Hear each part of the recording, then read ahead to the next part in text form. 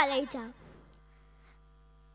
સિટીમાં જન્મેલા બાળકોને ગામડાનો અનુભવ જ નથી. હું આજે તમને ગામડાનું વર્ણન કરીશ. આજે ગામડા ખાલી થતા જાય છે ને શહેરો ભરાતા જાય છે. ધંધા માટે ના છૂટકે વતન છોડી શહેરમાં આવવું પડે.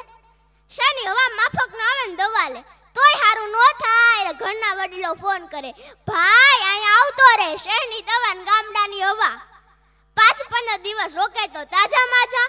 આ ગામડાની જીવવાની તાકાત છે. આજે ગામડાની જીવનશૈલી કેવી હોય, તેનું વાતાવરણ ને પર્યાવરણ કેવું હોય, તેની ભૌગોલિક સ્થિતિ કેવી હોય, તેના ગીતો કેવા હોય, તેના રીત રિવાજો કેવા હોય, હું જે સાહિત્ય દ્વારા રજૂ કરી રહી છું.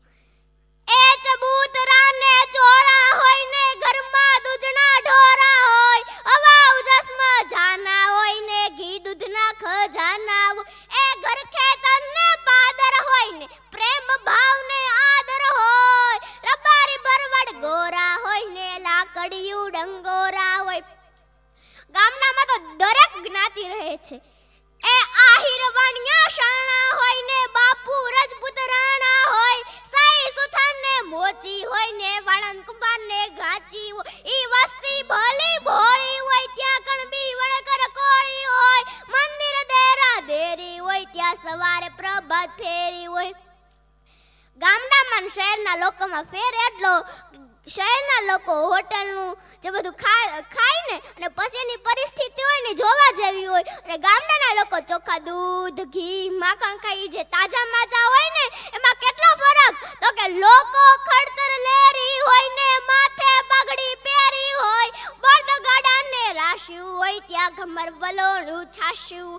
એ ગાય ગોવાણ ને ગાડા હોય ત્યાં ધણ ખૂટ ને પાડા હોય, રસ્તા કાચા પાકા હોય ત્યાં શેરીએ શેરીએ નાકા હોય. એ શેરીયું વાકી ચૂકી હોય ત્યાં હળમત ભંભલી મૂકી હોય, નદી તળાવ ને આરા હોય ત્યાં વરસાદ પડે ત્યારે ગારા હોય. આ છેલ્લી લીટી બોલું છું ને એમાં ગામડાની સંસ્કૃતિનો પ્રાણ છે.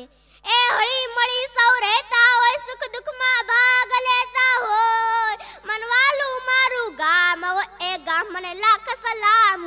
ધૂઢે ફાને પાણા હોય ને ભીતે ભીતે છાણા હોય, ટાણા એવા ગાણા હોય ત્યાં મળવા જેવા માણા હોય.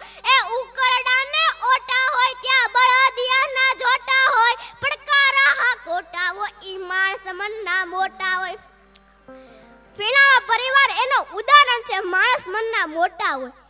એ સૌથી સુંદર સારું હોય ને નમળું સુંદર ન્યારું હોય, મારું કાઠિયાવાડ મને વાલું હોય, મારું અમરેલી મને વાલું હોય, ભાઈ ઈ તો ગામ અમારું હોય, ભાઈ ઈ તો ગામ અમારું હોય. હું તમને ગીરમાં લઈ જાઉં તો કે ગીર